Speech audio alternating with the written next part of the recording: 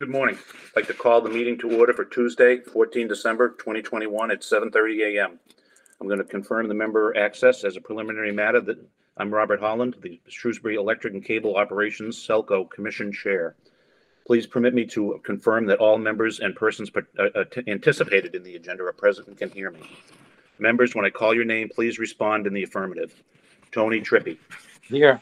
Maria Lemieux. Here. Mike Ruffolo. Here. Matt Beaton. Here. Okay. Staff, when I call your name, please respond in the affirmative. Christopher Roy, Selco General Manager. Here. Kathy Ryba, Administrative Assistant. Here. Ralph Iacarino, Director of Engineering and Electrical Operations. Here. Joelle Malavar, Director of Broadband Technologies. Here. Jackie Pratt, Director of Integrated Resources and Communications. Here. Greg Honorado, Director of Information Technology. Nothing heard. Jonathan Malavar, Senior Engineer. Here.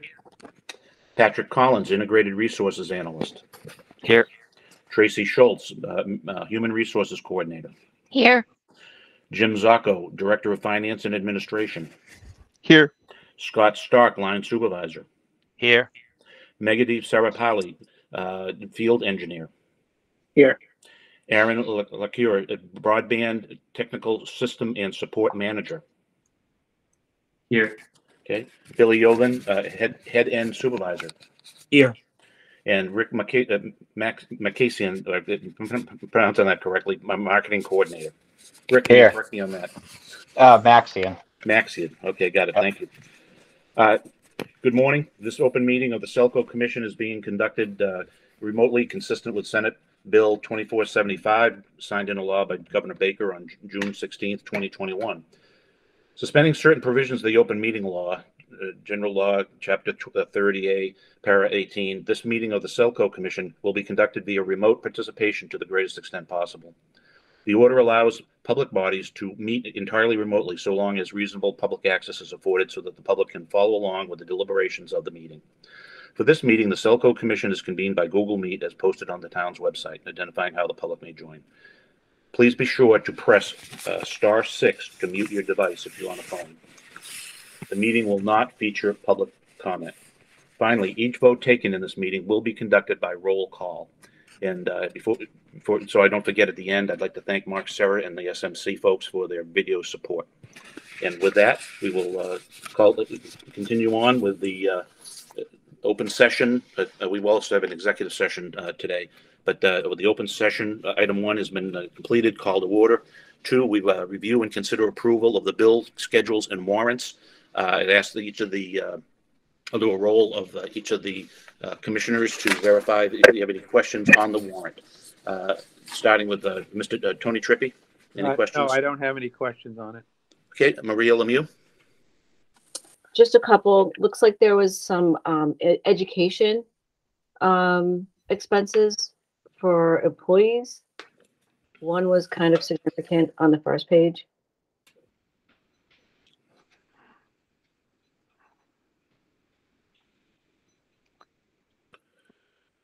Jim, are you looking at it? There's a $10,000 one, and then there's So I believe this would follow our going back to school policy. So Okay. Support for the financial aid for that type of stuff. Mm-hmm. and then there was also another large refund. And I'm just wondering, was that another situation with the taxes, the sales tax, or was that? There wasn't another situation with sales tax. One of the reasons we do have a lot of refunds, and this is newer to me because I'm newer to the cable industry, but is people prepay their bill in cable. So when they leave, the amount, it's prorated based on the day they leave. In this specific example, I'm not sure why we had a larger one, but it could have been for different services, depending on whether it was a company or personal person. But it's usually issues like that is why we see higher refunds on the cable side, or just a lot of refunds, I should say. Yeah, there was it was a company Mhm. had that. Okay, thank you. You're welcome. Okay. Microfolo, any questions? No questions. Okay, and Matt Beaton, any questions on the bills and warrants? Nope, no questions. Okay, with that, I'll entertain a motion to accept the bills and warrants as presented, and that I will sign for all of us physically up at the town hall if approved. Okay. I we have a move motion? to accept all the bills as presented. Okay, and do I have a second? One second. Thank you. Roll call vote to accept bills and warrants as accepted. Tony Trippi, Yes. Maria Lemieux, Yes. Microfolo. Yes, With the except as to Myrick O'Connell. Yep, got it. And Matt Beaton. Yes. And Bob Holland, yes. Okay, so the bill schedules and warrants have been approved. Now we'll go to the next item 3, which is review and consider approval of the meeting minutes of November 16th, 2021. Any questions on the minutes or comments, Mr. Tony Trippi? No, I don't have any. Okay, Maria Lemieux, No comments. Microfolo, None. and Matt Beaton. None. No, I have no questions at all. Do I have a motion to accept the meeting minutes from November 16th, 2021? So move. Okay, do I have a second? A second. Okay, roll call to approve. Tony Trippi, Yes. Maria Lemieux, Yes. Microfolo, Yes. and Matt Beaton. Yes. Okay, and Bob Holland, yes. Okay, so the minutes of November 16th, 2021 are approved. Item 4, review and consider approval of the quitclaim deed of 93 Centec Boulevard. Mr. Roy, can you just give a quick synopsis of what we're doing here? Absolutely. And if it's helpful, I could toss the map up just as a refresher onto the screen here. That would be great, just so we know we own the property, but well, let's take a picture of let's see what it is that we actually own. Sure. Let's see here. 93. That's the meeting. Let's try the window. I have it right here. Here it is. Share.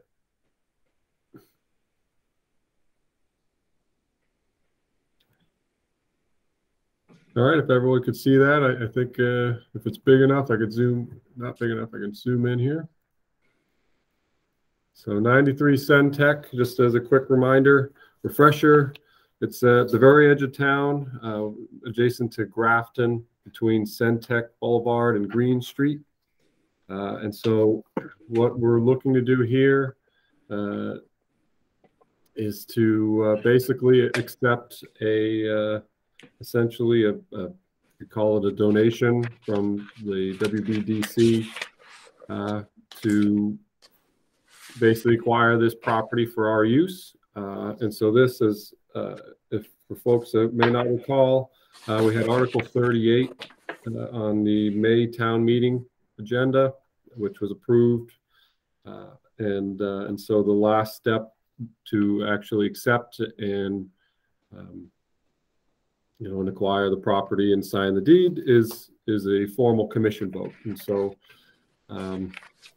if you see, look on page 5 of the deed that was included in the packet, there's just that one line similar to the Worthing Ave process when we acquired that property. This vote is referred to on page 5, and if you're amenable to it, that our land attorney had just suggested that we note the vote, and I can sign and have it notarized, because the hope is to close tomorrow if this is an acceptable property. We did all of our due diligence, and one interesting characteristic, you can't quite tell on the map, and I had to look myself when I saw it come back, but there is a small sliver in Grafton, barely there. So you'll see reference to a smidgen of the parcel in Grafton, but largely the parcels in Shrewsbury. And just to spare me from taking too much time, the idea is this is it's a difficult parcel for traditional development, but I think for our purposes, it's a really strong contender for some of the battery projects that we've been considering. It would fit nicely there. The Centec substation is just up the street. So this could be a really good opportunity to have a parcel available for some of those future upcoming initiatives. Okay, thanks, Chris. The recommendation that's on the agenda, item 4, says recommend that the commission vote to accept Worcester Business Development Corporation's parcel of land as described in the attached quitclaim deed as authorized by vote of town meeting on May 22nd, 2021, and upon acceptance authorize this general managers to sign the document.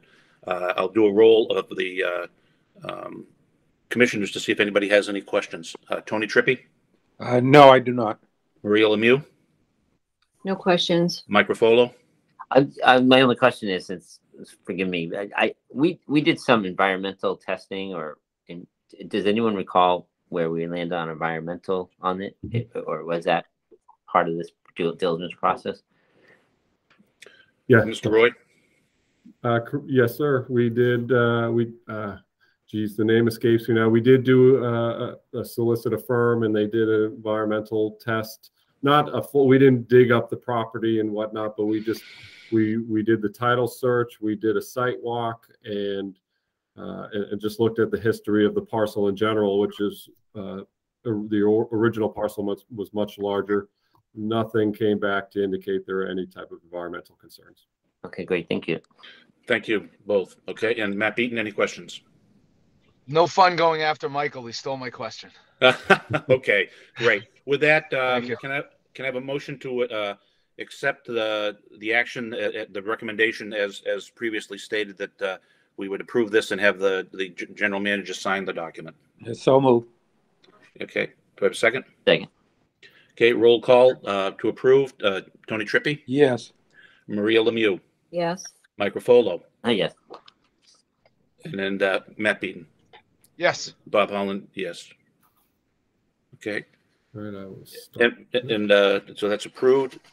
The next item is item 5 is update on the 2022 electric and cable capital budget development. Mr. Roy, do you have someone that's going to present that, or are you going to take that one? That'll be me. Okay, Mr. Sacco, you have the floor. Good morning, everyone. Hope everyone's having a great December.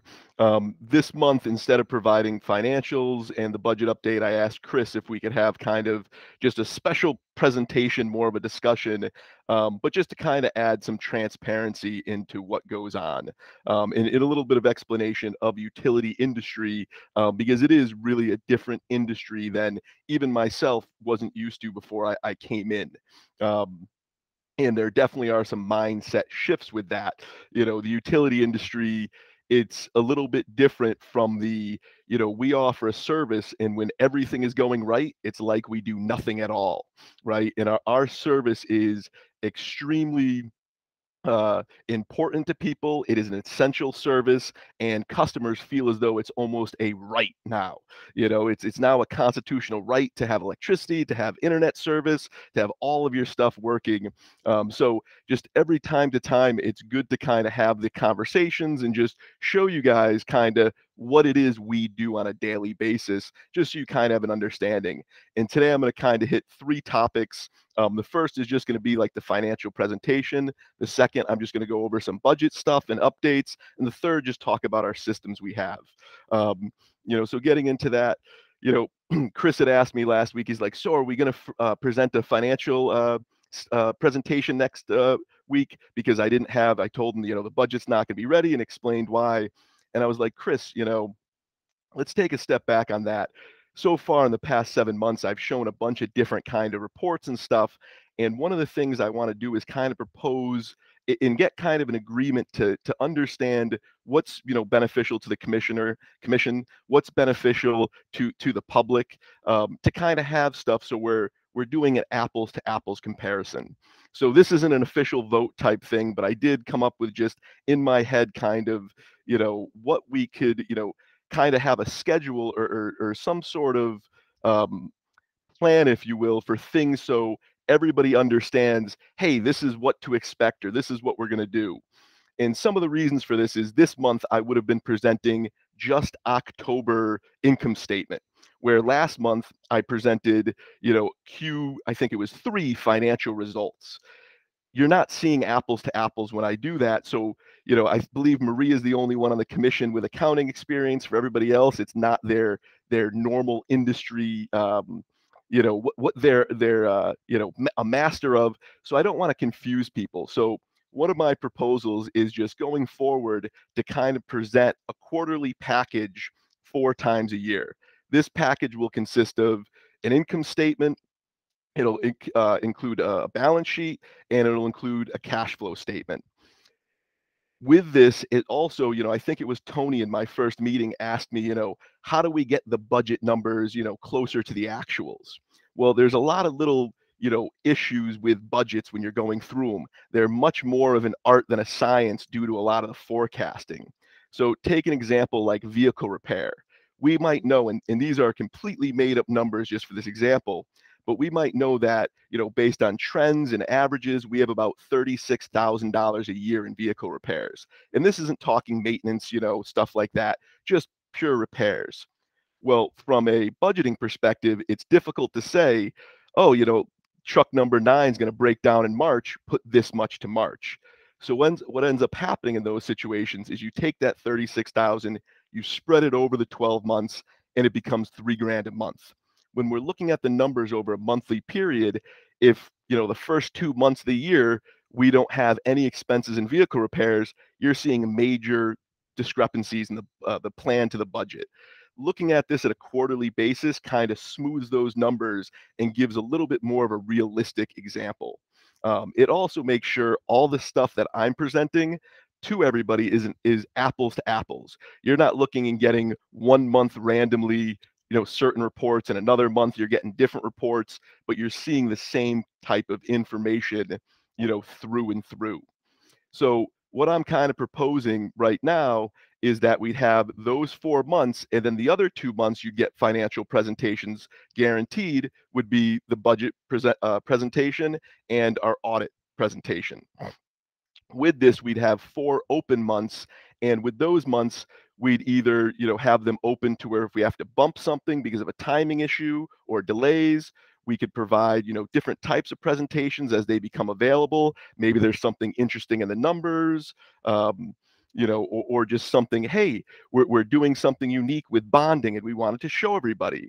But there's no forced, hey, there has to be this presentation or this or that. So it gives us more time to dive into the numbers and give a little more of a structured presentation. Now, this is the type of thing where it's something that we can try, and if it doesn't work at any point in time, there can be different suggestions. You guys can provide feedback at any point in time, whether it's today or at different points, to say, hey, I like this, I don't. This is just what I'm proposing, just so we're all on the same page and we know what to expect, what to be, you know, will be presented and when. And once again, there doesn't have to be any direct feedback today. It's just more of, I wanted to offer this to this group and get some thoughts and feedback at some point to see if they like this idea or if it's something else that we prefer to go with. You know, I'm the type of person, I'd much rather present what you're looking to see than just give you, hey, take this, you know. So at any point in time, you know, if anybody has any suggestions today they want to talk about or anything, please feel free to speak up. If not, feel free to email me or let me know at any point in time. Before I move on, any direct feedback now? Well, I don't see a budget this month, so I assume that your January that says open is you're actually going to present the budget Yes. in January. Yes. For this first one. Yep. And I'm going to get into that in my next point. Thank you. Jim, I have a couple of questions. So you brought up a good point, and one of them was about the vehicle repairs. Is there somebody, is there like a sub journal or somebody maintaining the assets? So we have a schedule of, hey, this will be retiring at some point. So we are aware these are the repairs that will be necessary, like just like just a maintenance on the assets. Yes, it's kind of a split process from that, and everything is getting reworked and kind of deeper.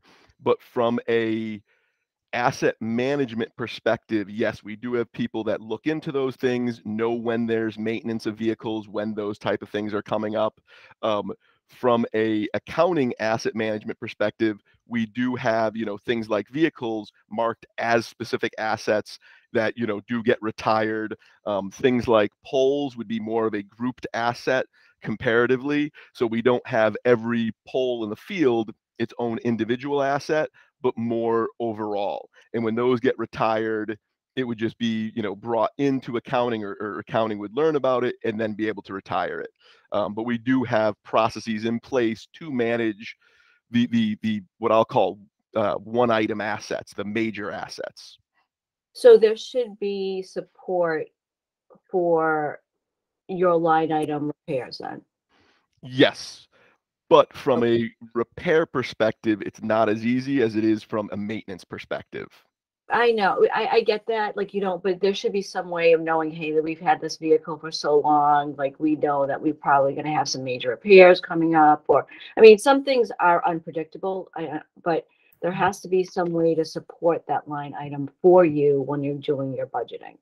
Yep. And for a lot of it right now, it's twofold. It's looking at historical trends, averages, what we spend, and then also looking at the maintenance stuff. And I know Chris has something he'd like to add. If I may. Yeah.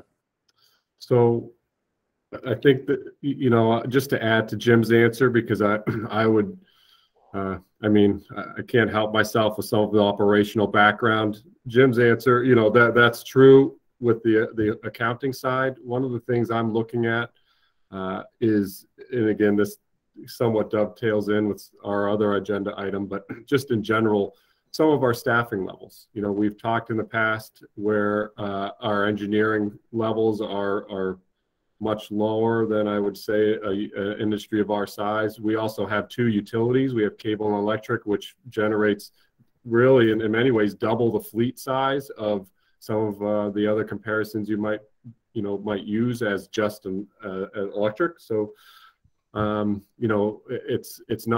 it's common to have a mechanic to do a lot of those things. And so I think one of the things I'm trying to do is tie together a lot of the proper practices, good practice that,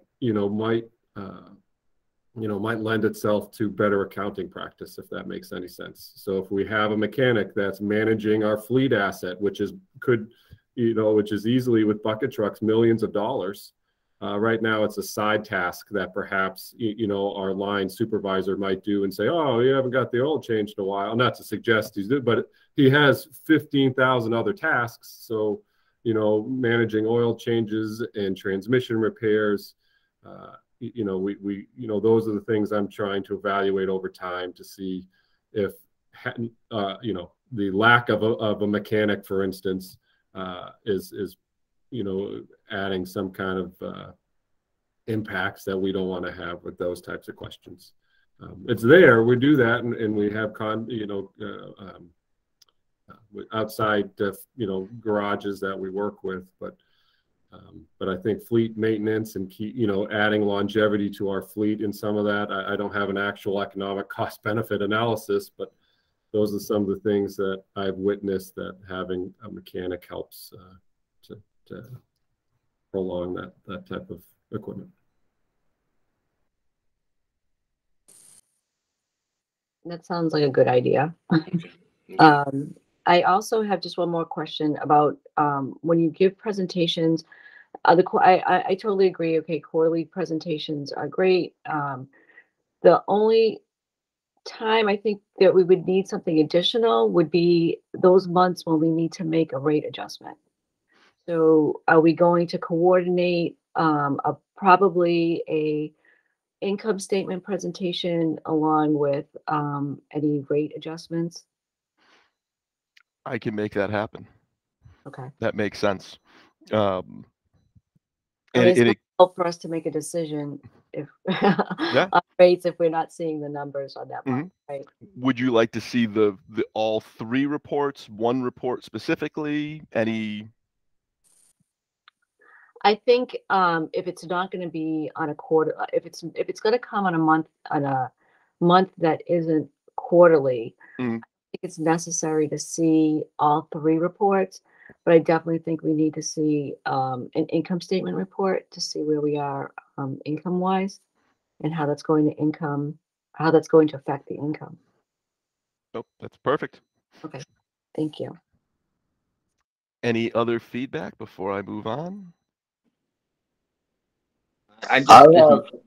Oh, no, go ahead. Matt, you can go. Okay, thanks. I have, one question more. It's not even so much a question. One, I guess maybe request going forward with some of the open presentations. Particularly as a newer board member, having sort of an understanding and even a regular update of just sort of the breakdown, both on the operational and the capital side of, what are the different assets, what is the universe of what we're discussing that comprises each of the budgets. And then even so on the operational side, employees, number of employees, what's the breakdown on the, on the electric side, the cable side, employee retention numbers, just different trends like that on the operational side. How much, what's the breakdown between the work we do in-house versus contractors? Is that variable over years? You're really just trying to paint the big broad picture of all of the things that are building up into the budgets that we discuss, having that better understanding of what goes into that. I know certainly from my perspective would be very insightful and helpful in future decision making. No, thank you for that, because that's the intent of those meetings or open periods, is to be able to go over things like that, as they come in and come through.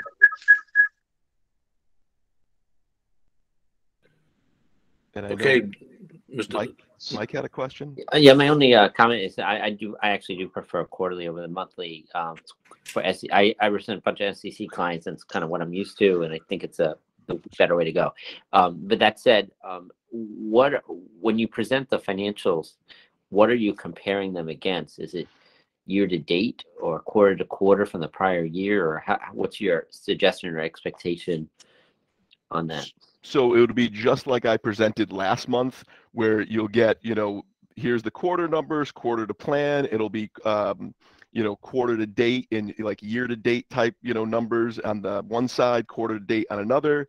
Then you're going to have beneath that a year over year for the quarter. So this year versus last year Q1, this year versus last year Q2. So you can see kind of the changes. And the reason we go that way is just different quarters. So if you try to compare Q2 to Q3, changes might look weird, but it's due to weather. It's due to, here's where, construction picks up. So it's better to compare the same time frame each year. Okay, sounds good. Thank you. Okay. So with that, I will move on and we'll talk about the budget. So this is my first year. I think I've been here almost 7 or 8 months now. And I've been working on the budget since probably August. And just to kind of give everybody an understanding of where everything's at, and one little precursor, Mike Quidadamo, I've never met him, but I refer to him as Q because internally, there was Mike Hale and Mike Quidadamo, so it was Mike and Q. So I apologize if that confuses anybody, but having never met him, that's the only way I know about him or have heard him referenced internally. But Q had been here for about 20 years. He had built up a process that was very, very complex, it was creative, but not in the cook the books type of way, very creative from a how to use Excel. And he built something that is very impressive, but isn't something that is sustainable. And I use no hyperbole when I say I stopped counting at 600 linked spreadsheets. That said, I had the process this fall of slowly decommissioning what he kind of did and trying to recreate the wheel. Now, as he did it throughout his years of experience, there were little things that he definitely added along the way. And there's certain things, from my perspective, there's what I know, there's what I know I don't know, and there's what I don't know I don't know. And that's the bucket that, as I'm looking at all this stuff, I try to make sure I find out. Because with Q's process, it wasn't just the budget, but it was how the actuals make their way to the budget was very, very detailed and confined to a point where if you were to add or make changes to it, they had to be done in a certain way. So looking through all this and trying to figure out a lot of this stuff without him here to kind of explain it, it definitely presents a challenge. So first off, we kind of have two separate budgets that we're looking at. You got the cable budget, you have the electric budget. That in itself adds a little complexity because you're not just looking at one type of standard budget. Now, with all this stated, I don't want anybody to think that, Q or any previous management was doing anything wrong or anything like that. All the numbers are still good. They're all audited numbers, all of that type of stuff. But as I'm going through these two budgets, you're learning different things. You're finding areas of opportunity. You're questioning things that may haven't been questions for years. And for my understanding, there could be, I look at something and I could be like, well, how is this happening? But because someone like Q knew and built the process so intricately, he knew, oh, well, that's fixed by this process over here. So for us, and I'm working with my team, and I got to say, Stacy has been a huge help with everything so far, explaining things, showing me different things. But there's only so much a staff knows to a certain degree of what their manager was doing. So there are certain unknowns. And that's what we've, the last few months I've been kind of parceling through. And as we look at different things, I'm also marking things to say, hey, this is an opportunity for improvement going forward. These things are, why are we doing this way? And taking the time to look back and say, hey, is this right? Now, the information in the format that the commission and the public sees it is very high level. So a lot of the changes we're looking to make really don't change the categories on the income statement or where stuff falls on the balance sheet. But to some of the questions that Matt just pointed out earlier, we want more detailed information. We want to start understanding certain things at a more microscopic level so we can make business decisions with this information.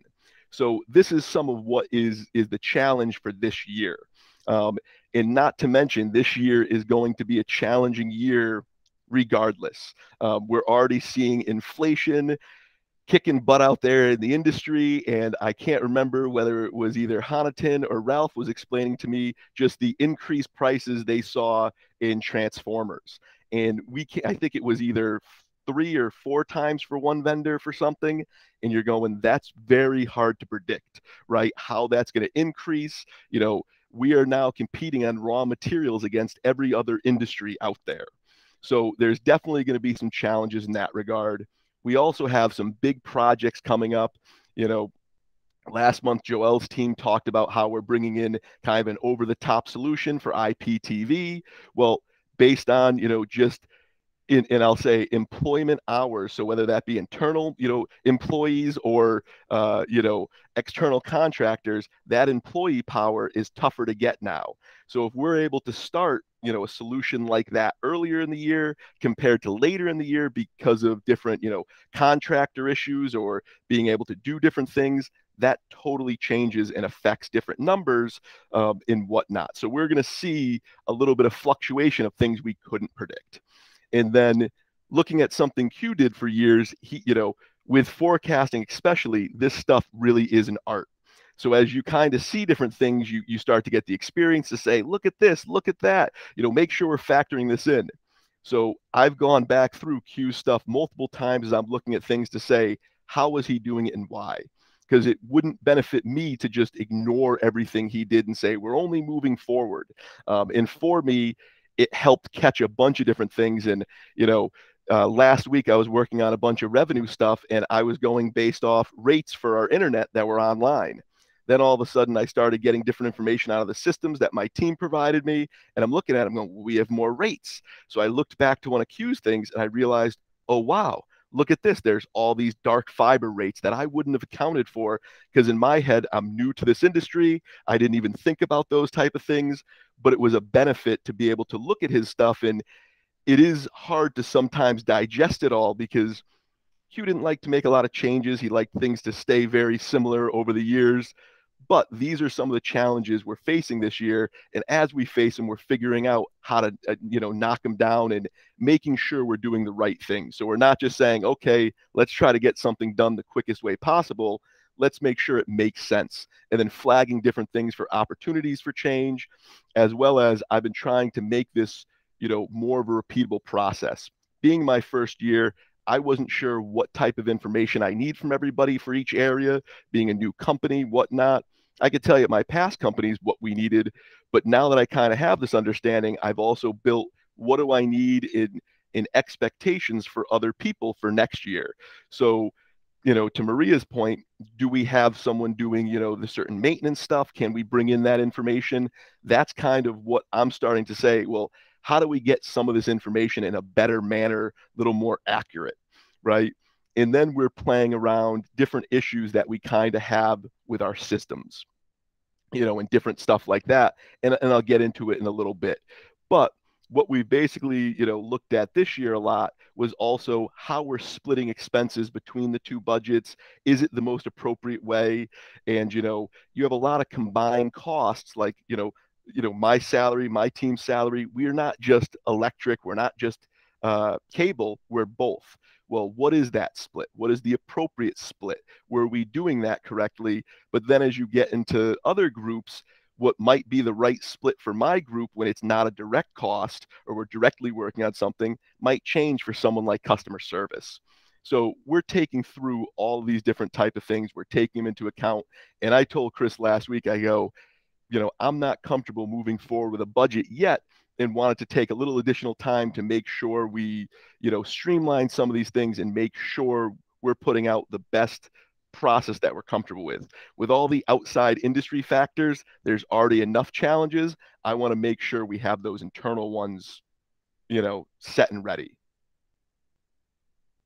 If I could just add a quick side comment to that too. Dovetailing with the schedule, just to have a couple of highlights as part of the GM discussion. But one of the things with having those open periods in that financial presentation allows some adaptation to current conditions. The pandemic, I think, has been a really good example of that, where aside from meeting and in-person gathering changes that were happening, to adjust a budget to account for the impact for pandemic that really has never happened in the lifetimes of anyone involved with utilities today. We presented two different budgets. Ultimately, the final one was in May because we were just trying to take forecasts from economists and things like that. So it's a fluid process, and I think the schedule that we presented is a long-term, more sustainable model. And right now we're just working through some of those adjustments and hope to offer more granular information and so leverage already out of the gate, leveraging that open time for January to push the December date. And one of the big changes we're making internally to make sure the budget matches the actuals and some of the process changes, and I've kind of mentioned this before, we're slimming down the chart of accounts. Previously the chart of accounts over the two companies was about 2,000 accounts. We weren't using them all. There were a lot of accounts that were breaking out things for specific reporting purposes that I believe we can get that information out of systems a better way. So it was utilizing what I'll say a different process for something that it isn't its main intent. So one of the things that I want to make sure as I go through this role and I kind of, change things and take ownership, I'm going to have a process that, yes, it's a little bit custom to me, but besides that, I should be interchangeable. It should be, very much based on systems, processes, and repeatable by anybody entering my position at any point in time.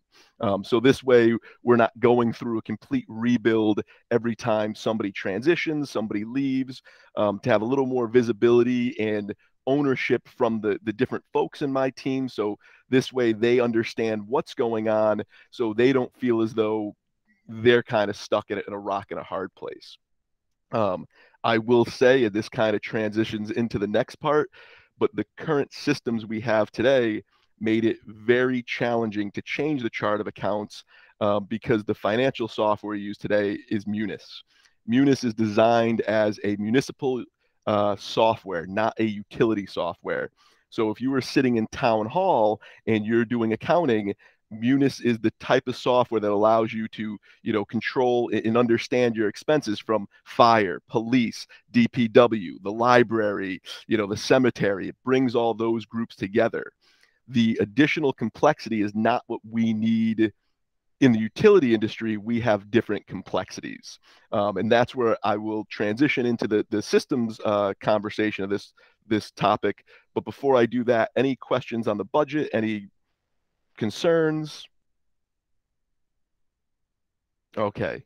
So basically, today we have a bunch of different systems that are all separated out through different and unique companies. We currently have 2 separate billing systems. One is for cable, one is for electric. And part of the reason for that is the cable billing system also is the provisioning system for those services. The electric system bills out the electric bills. We end up transferring data from the cable to the electric. The electric then talks to a different vendor that then actually submits the bills. Then we have a different vendor that we actually go and we can make payments and collect on. And today there's not the streamlined integration you would want in between those systems and then in between our financial system, Munis. A lot of that stuff is done through manual journal entries, is done through manual downloads of process, analyzing data, putting in different things. So as we move forward, we're looking at ways to kind of eliminate and make changes. One of the things that we're looking into right now is a new ERP system through a company called NISC. They are a cooperative rural electric company by trade. They also handle the telecom industry. I have experience with them because they were who we went with and transferred to at Belmont. So I worked in their systems for 4 to 5 years. Chris, while he was at Concord, Concord was moving over to them. And it's something that when I started here, Jackie and others were really looking in and investing time into. NISC, they have a software, main software is called iView, and basically their software connects all the different pieces of the puzzle from the back end of the office to the front end of the office. And it's one integrated system, and they're one of those few companies that offers it for both industries we are in. So this is something that is something that we need to help, maintain a lot of different things. And one thing that's kind of, and it may not be unique to this industry, but is unique for this industry is work orders. A lot of our financials and a lot of our processes are built through work orders. And basically, when you look at Munis, their work orders are designed for a water utility. So it's more asset-based work orders, where we need more of a project-based work order structure where you have your inputs of, payroll, AP, and inventory entering into a vehicle. And then, as we go to either capitalize or close out the work order and expense it, those expenses now are pushed to the general ledger. Today, we have a system where you can put stuff in the work order, but you're putting it directly to the general ledger as well. It loses some of the ability for us to manage, fixed assets and all these other type of things where, in an NISC type system, you literally come in and it gives you what are your retirements, what are your additions, all these different type of things. So this is something we're looking at, going down the road with at a certain point and hoping to line up a lot of these processes so we can have these additional types of reporting. This stuff also connects on the electric side with the new AMI meters, with outage management, with mapping and staking software. It has all these different functionalities and features. From a customer perspective, you have a full customer portal where you can see usage on stuff. You can set, demand and say limits like, hey, notify me when my electric usage gets to X. You can make payments. But basically what it allows us to do is we have a lot of people doing different manual tasks today that really provide no value. This takes away the manual process for that and adds, it opens up certain amount of time for different functions to be run and done. Things that today, to Chris's point, someone's doing 10 different things. Well, okay, if we, change some of this around, now they're only doing 8. And guess what? They're 8 value-added items. This doesn't reduce staffing levels, for any means by like that. Still, we need people there to manage these systems. And I believe in my first meeting, Mike had said something like, is there a certain way that we can, understand when we're getting, cost reductions, and can we see, how we're saving money? Well, in this case, you're saving money because instead of adding an employee for something, we just reduced waste in a certain area. And this is just something that we're looking to go down that path to, in the near future, to kind of help line up some of these issues, to get certain things, in a system that maybe the system helps with the budgeting. Maybe the system helps with different, asset management strategies.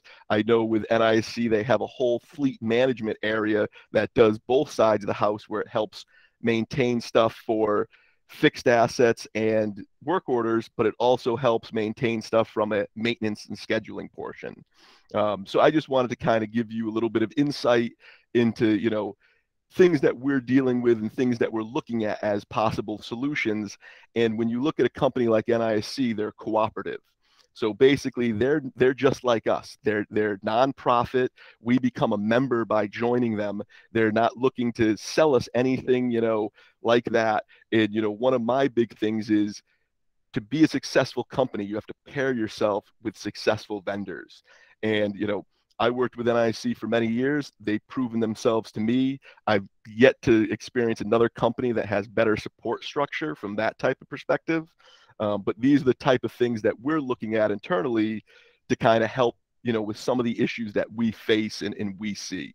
But I just wanted to go over, kind of an open discussion with stuff like this month, kind of give you guys a little bit of transparency, some of what we're doing, we're looking at internally, just so it's like, oh, the budget didn't come out this month. It normally comes out in December. What's happening? There's no issues with any of the previous methods or processes that have been done.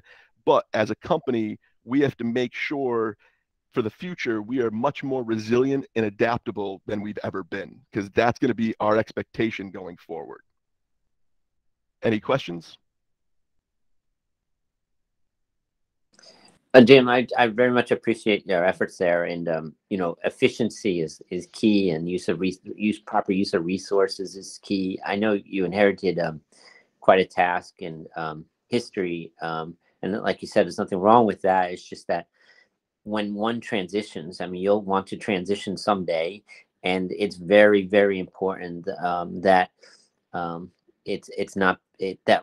whoever transitions into your role could easily understand based on typical conventions, and I think so. I think your efforts are, at least for me, much appreciated, and it will enable you then to kind of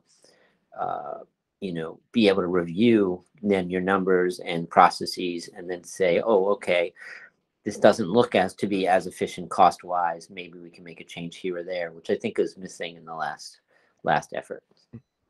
Thank you, and I agree. That is what we're looking to do. I just want to know, how many cups of coffee did you have this morning, Jim? That was pretty impressive. I don't drink caffeine. No, believe it or not. No, this is all me.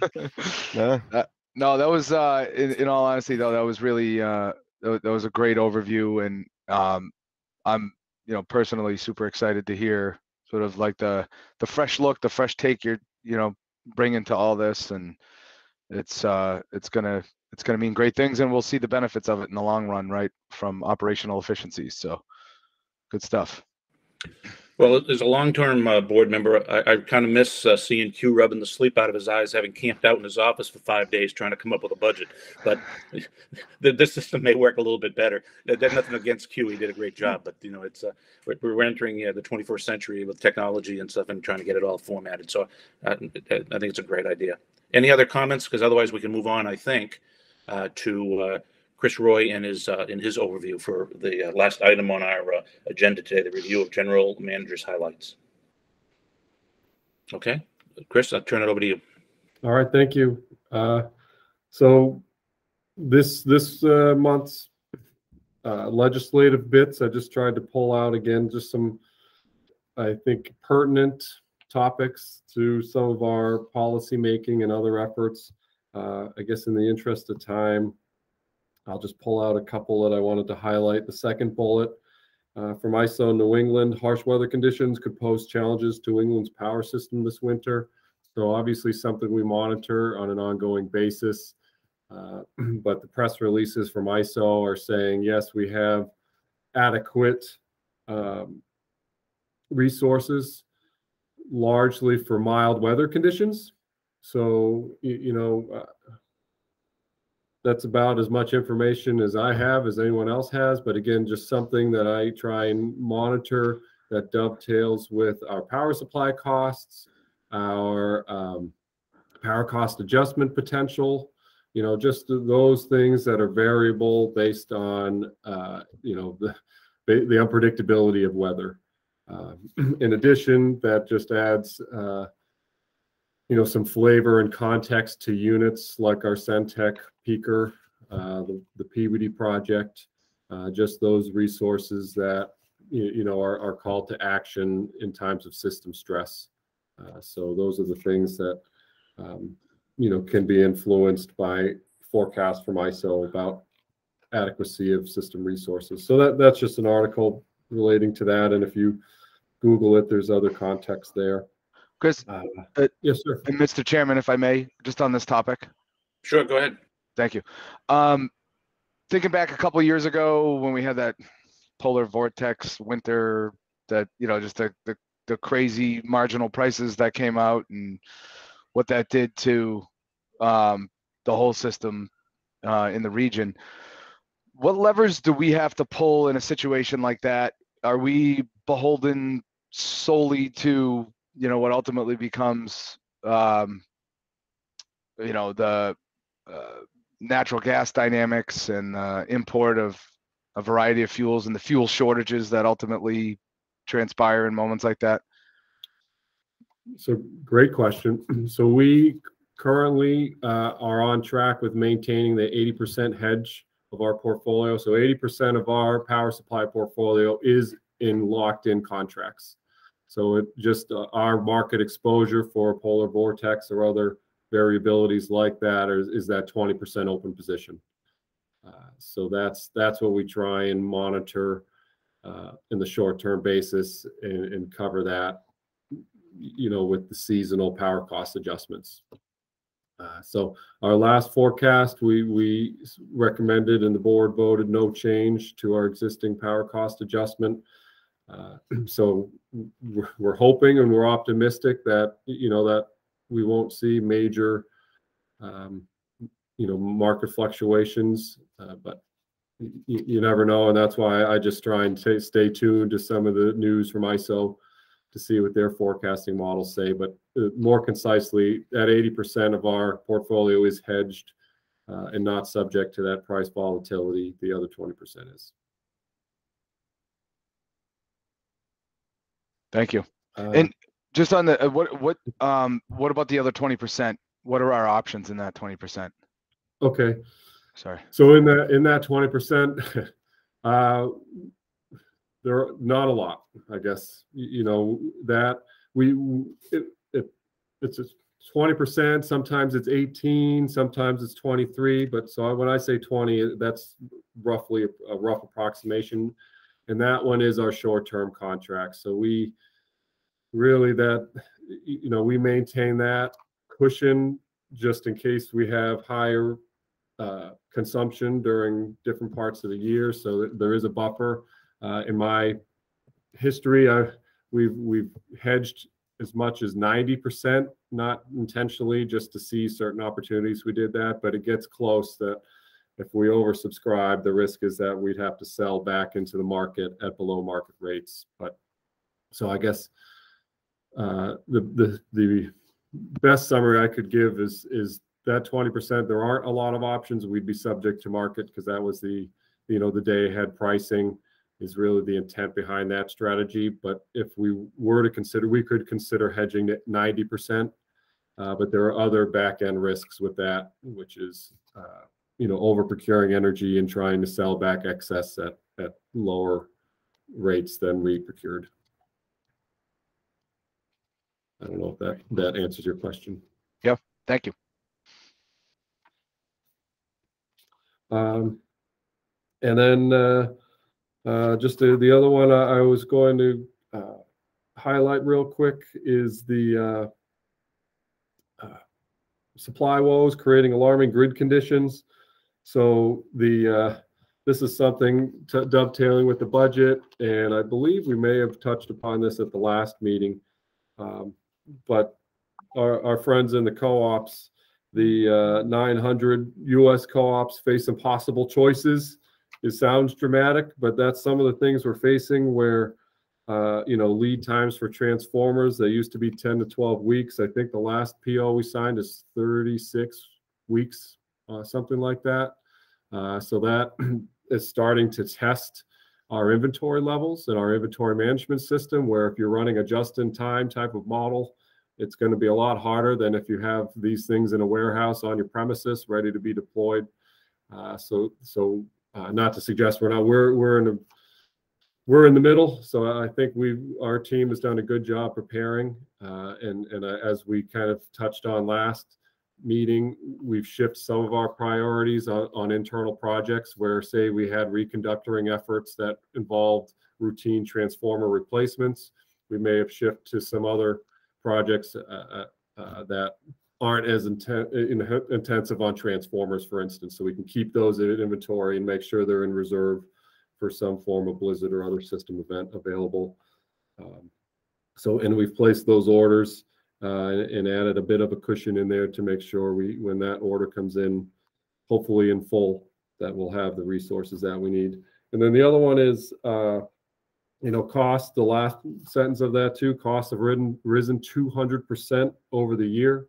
Again, these forecasting models that we're using to implement budgets and other decision-making have never seen a pandemic or supply chain changes like we've seen now. So we're doing our best to adapt, and similar to monitoring, academic papers on how the pandemic influences loads.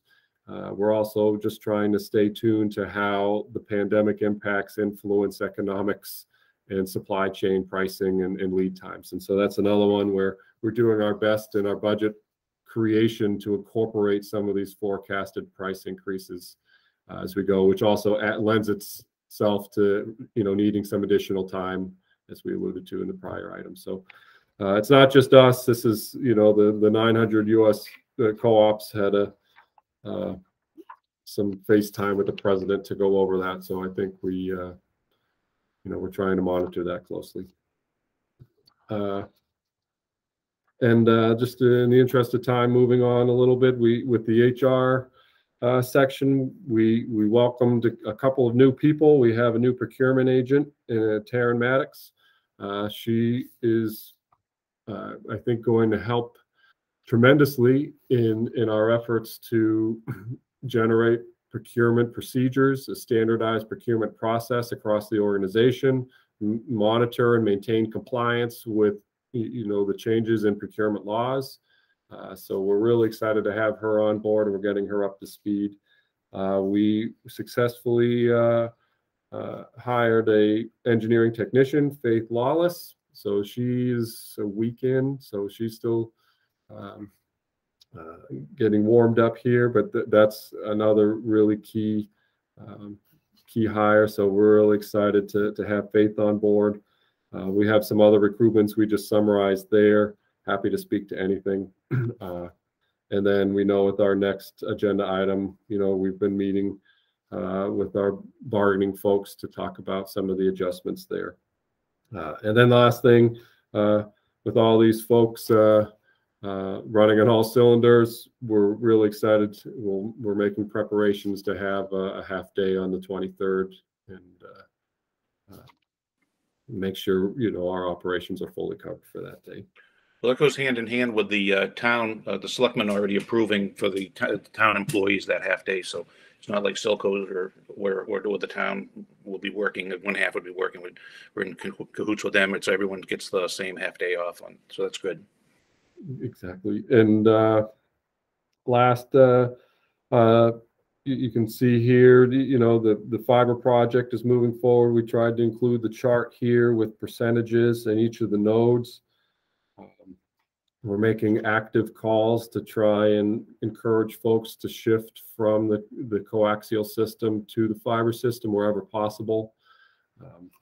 That obviously has a number of benefits there, so that we're staying tuned to uptake on how folks are doing with respect to their interest in converting from coax to fiber proactively.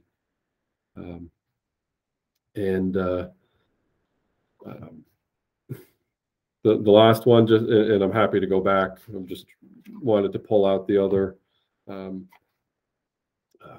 important one, which is part of integrated resources. I could have passed this into the HR one, but Patrick Collins, who's also on this call, received the Meme Rising Star Award. So we wanted to, specifically call attention to that, where he's done a great job for us. We moved him into the integrated resources analyst role. Again, as we, speaking of forecasting and adjustments to an ever-changing environment, he's really provided a lot of immediate impacts to, making sure our programming content is up to speed. And now we're ramping into power supply analysis and things like that. So he's done a great job, and that's a well-deserved award. So kudos to him, and I want to point that out. I'll glance over the Yuletide market, another success, and I know a lot of folks were there, so I won't speak to that.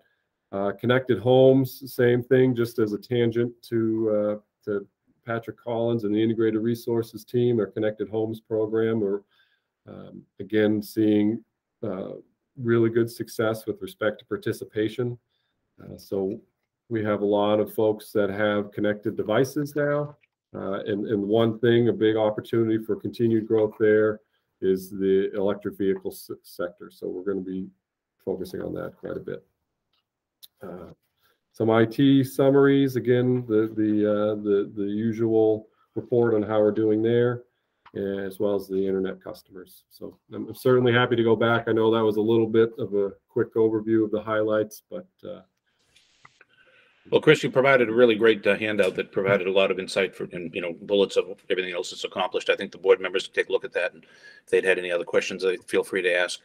Right now, though, I think we're probably at a point we've at the last item for open session, and I'll ask the board members first if any of them have any questions for Chris before I make a motion to go into executive session. Tony, any questions? I'll take that as no. a no. I do not. No. Okay, Maria. No questions. Okay, Mike. Nothing for me. And Matt. Nope. Okay. Well, thank you very much for that, Chris. So I'm going to read the motion, and then I'll ask somebody to make the motion and second it. Is that before I go and do that, our next meeting. The next meeting in January, it was originally scheduled for the 18th of January, but based on Mr. Zacco's elaborate presentation of how the budget intricacies are taking on, the tangles, the battles that he's doing, that I think there's a movement to try to move the meeting to the 25th of January. Are there any board members who cannot make I cannot make the 25th. Mr. Ruffolo would be running the meeting as the vice chair. Is there anybody that any of the board members? Tony, do you have any problems with the 25th? I don't have a problem with that. Okay, Maria. No, I don't. Okay, Matt. Not at this moment. Okay, and Mike, I'm all set for Thank that as well. Yep. Okay, so the next meeting in open session would be the 25th at 7:30 in the morning on Tuesday, the 25th of January. Okay. Now, with that said, I'm going to look for a motion in a second I move that the commission enter into executive session with respect to Mass General Law, Chapter 30A, Section 21, to discuss strategy with respect to collective bargaining or litigation where an open meeting may have a detrimental effect on the bargaining or litigating position of the public body and the chair so declares. Do I have a motion? All right, so moved. Okay, do I have a second? Second. Okay, roll call vote. Tony, Trippy? yes. Yes. Yeah, okay. Maria? Yes. Okay, Mike? Yes. And Matt? Yes. And Bob Holland, yes. The commission will now go into executive session, not to return to open session, for the purposes of conducting a strategy session with respect to collective bargaining or litigation where an open meeting may have a detrimental effect on the bargaining or litigating position of the public body. Thank you very much for everyone in attendance, and the meeting is adjourned at 8:36. Thank you very much.